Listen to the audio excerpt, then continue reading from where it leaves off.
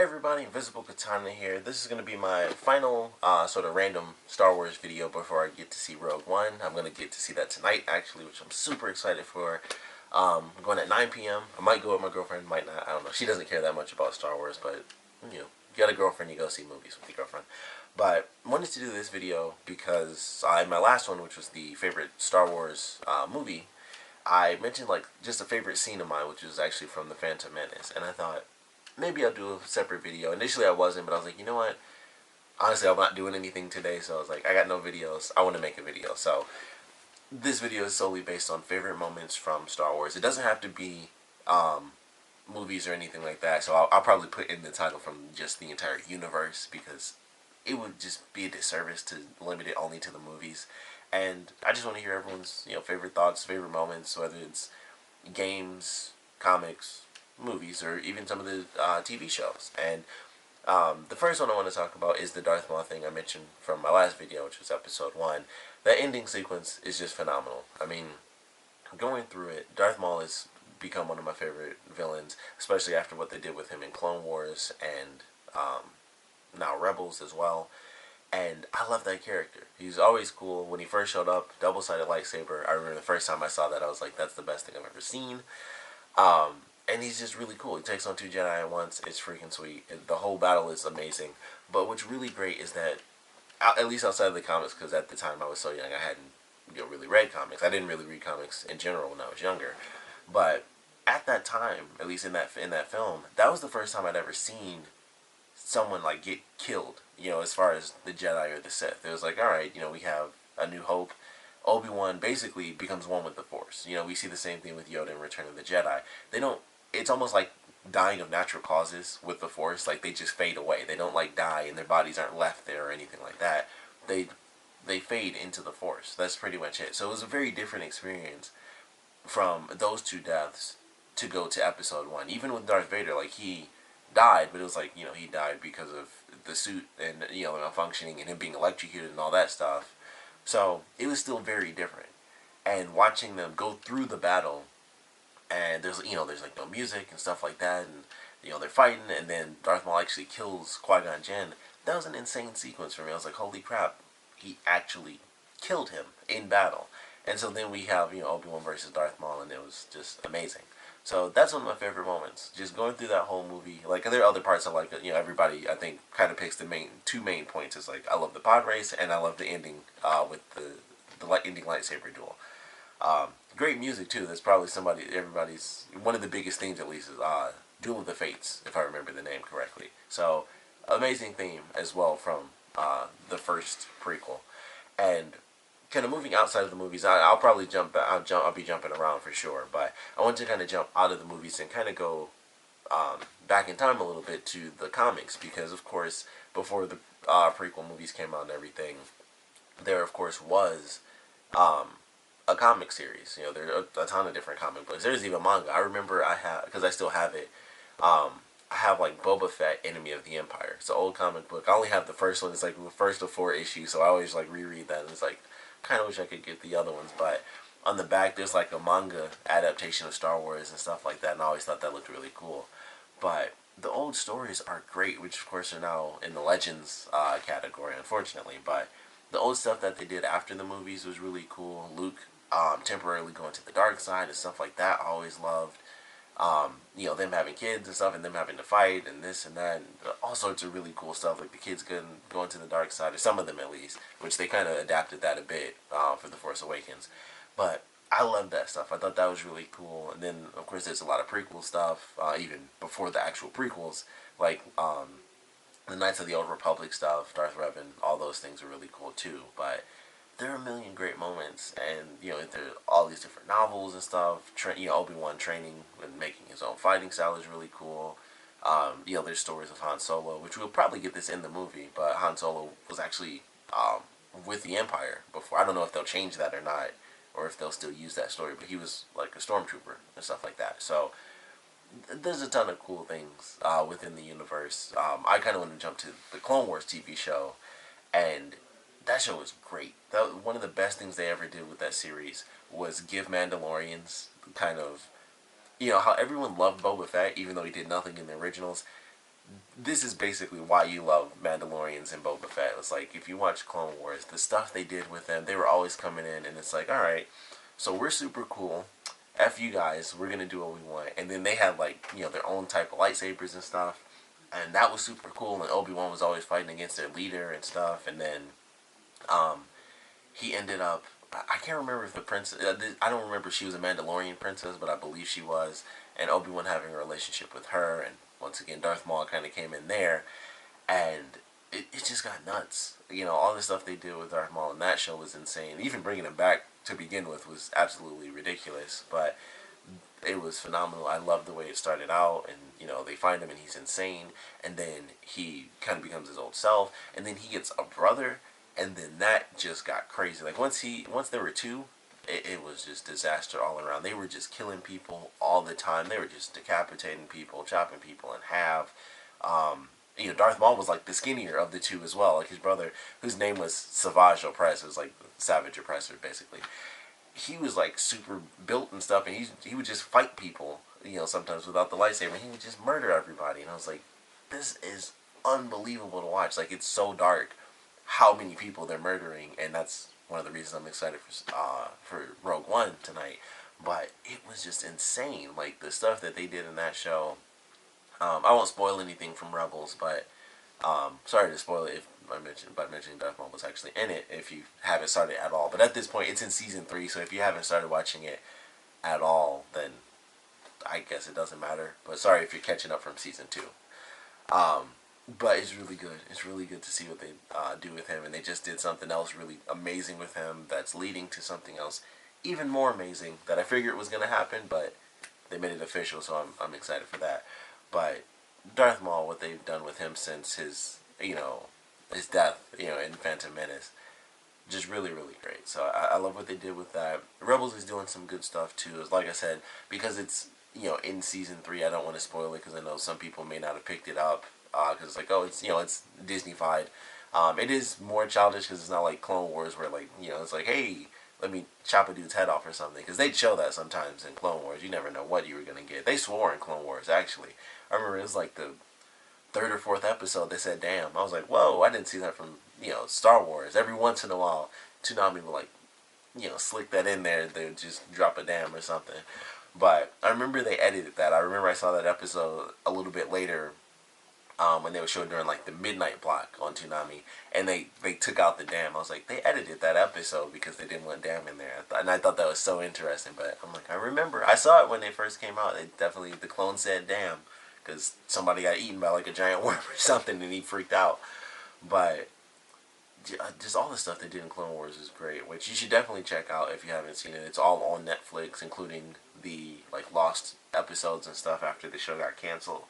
Those are really great. The first, I think it's like the first 3 episodes. I think the way that basically that whole season plays out is kind of like 3 episode arcs, and the first arc is great because it has to do with the clones, and it's like a clone going nuts because it activated Order 66 really, really early, and it was really good. And I was like, holy crap! And I won't spoil that either if you haven't seen it, but definitely check those out because those were some great couple episodes to start off like this final season. Really good story. But kind of jumping to some of the gamer side of things, I mentioned my favorite video game stuff, that I love the Force Unleashed video games. Those are really fun. Story-wise, they're really good as well because it's a very unique story where Darth Vader, you know, he has a secret apprentice. Personally, I'd still recommend getting the games. If you can get them for like super, super cheap, I still recommend playing them at least just to have the story. Unless, you know, you want to just get the novelization, because I do believe they have books for both games. But the basic story of Darth Vader having a secret apprentice is just amazing. And especially in the first game, you actually get to play as Darth Vader, and he just goes nuts. And you're on I think Kashyyyk or Kashyyyk. I can never remember the name of the planet. I believe it's Kashyyyk, but it's the Wookiee planet. And he goes nuts, kills a bunch of Wookiees, and then he finds a Jedi, and he finds out that this Jedi's young son is super powerful in the ways of the Force. Like, he uses the Force, and he takes Darth Vader's lightsaber. This is like a little kid. He doesn't really even know what he's doing. And he takes Vader's lightsaber, and it's like, oh, I'm going to take you because I can use you. And he raises him to be his dark apprentice, his secret apprentice. Like, even the Emperor doesn't know. And it kind of falls in line with A New Hope and especially Empire Strikes Back, where Vader was trying to talk to Luke and be like, hey, we can team up and we kill the Emperor and we can take over. That's kind of that storyline, but the early version of it where he actually had a secret apprentice. And I wish that they didn't screw up that second game because, I mean, I guess I'll spoil this because honestly, which is very unfortunate, there's no continuation, so it kind of doesn't matter if I spoil it.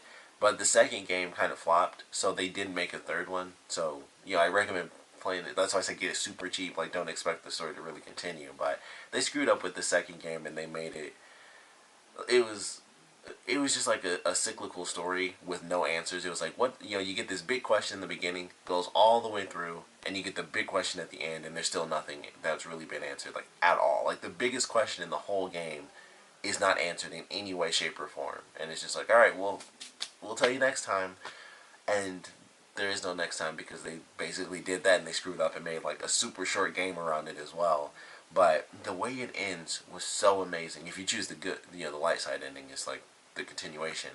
And the way they do it is Starkiller is the character's name, who's actually the guy Sam Witwer who does Starkiller. He's actually Darth Maul, for who may not have known that, in the Clone Wars and currently Rebels. He's the one who does the voice, oddly enough. So they kept him within the Star Wars universe.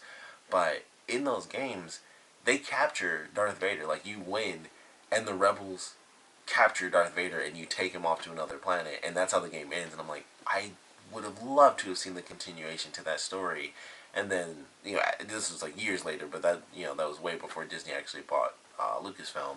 So all of that doesn't matter anyway. And like I said, even back then it didn't matter because they sadly didn't want to continue the story. But I love that. I love going through that experience. And the first game, watching this character who was a Sith and watching him go and he finds a general who's a Jedi, and the Jedi is like, in your future I see myself. And you play this character who starts off evil and then he becomes good, and then you find out that through your missions you turned another good Jedi evil, which was one of my favorite things about that game, because you find you're sent to kill off Jedi, and you find a Jedi as well as her apprentice, and you kill the Jedi, and then you go back to that planet later in the game, and her apprentice actually became a Sith, and you have to fight the apprentice all over again. And I was like, that's so sad, because it's like I'm the one that did that, and now you have a flip in the characters where this guy was evil and now he's good, but because he did this horrible thing to this young girl, she grew up, or at least she changed. I think it's only like within the span of like 6 months or something. So she wasn't like a little girl, but this young woman, she was learning to be a hero, and he killed her master, and that's what turned her to the dark side. And like, that's a great story, like that in itself, and that's within the span of like a couple of levels. I think that's like halfway through the game. You go back there and she's a Sith now, and it's like, that's actually freaking amazing. So little stuff like that they did in those games was really great. I don't want to spend too much more time on this because there's like a million other little random things, but the last thing I think I want to mention is probably Yoda fighting. That's not necessarily one of my favorite moments, but it's one of my favorite first experiences, where it's like I can constantly watch Darth Maul versus Qui-Gon and Obi-Wan over and over. I can always love that. Great moment. Even the music for that is phenomenal. And then Attack of the Clones, you have Yoda versus Dooku, and the first time I saw that, it was insane. Going back through it, it's still cool to watch, but it's not one of my favorite moments. It's just one of those things where it's like, that's great. Like, that, it's still cool to watch. But what is a great moment is Yoda versus the Emperor. That's not like Yoda versus Dooku, because that was like, when you actually watch it, it's only like a minute long. Like, he jumps around and stuff, but they actually don't fight for that long, and that's why it's not one of my favorite moments. It was like, holy crap, but it's really like a minute long sequence. But when Yoda fights the Emperor, that lasts for a long time, and it's like, they actually fight using the lightsabers. They go into the Senate hearing room thing, and they're throwing those things around like little like death frisbees, and like Yoda has to catch it with the Force, and he like spins it around and throws it back.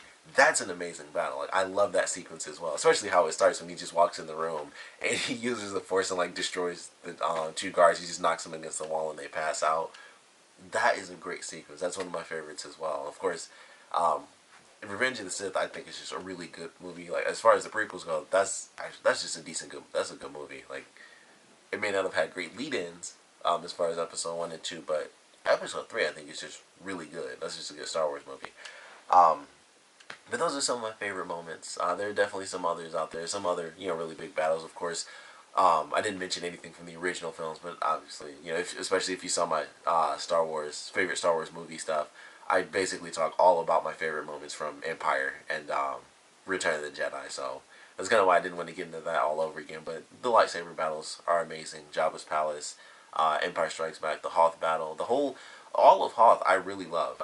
Something about that always felt really unique because it was like this odd calm for them. Is like, all right, we have this established base and everything. It's like we've been here for years now. They kind of talk about missions that they went on in between the films. Something about the beginning of Empire was always just like, I like just this. It's just great to me because it feels different than anything else.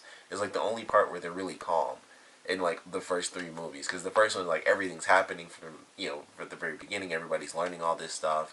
Return of the Jedi is like, Han's been captured, we got to go save him. That's how the movie starts, and then it goes right from there to, this is what we got to do with Darth Vader and the final battle.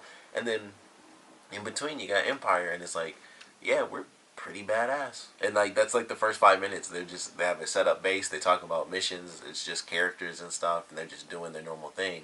And that's kind of just the idea of that is one of my favorite things about that opening sequence. And then it goes into a really cool battle, so I love that as well. But like I said, with my remote, I definitely want to know what some of your favorite moments are from the entire Star Wars universe. Games, comics, movies, TV shows, whatever. As far as Rebels goes, if you're going to talk about that, just put spoilers if you think it'll be spoilers, because that is so current. I don't want to ruin that for anybody who might be on the fence. I highly recommend checking it out if you haven't. Yeah, it is a bit more childish because it's Disney based. It is geared a little bit more towards kids compared to Clone Wars on Toonami, but it's still really, really good. And the first season was good.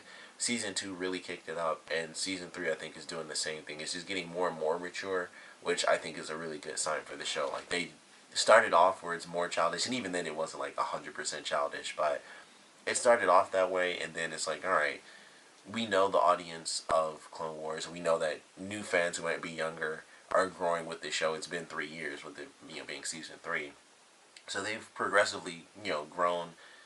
Literally, the characters grow in age from the show, so the characters literally grow themselves, and they grow, development-wise, they grow. So it's really great. If you're on the fence, I highly recommend checking it out. It's some great action, great new story elements and stuff that they're introducing into the universe. One of the characters is a species that's never even been in the Star Wars universe. Zeb, one of the main characters.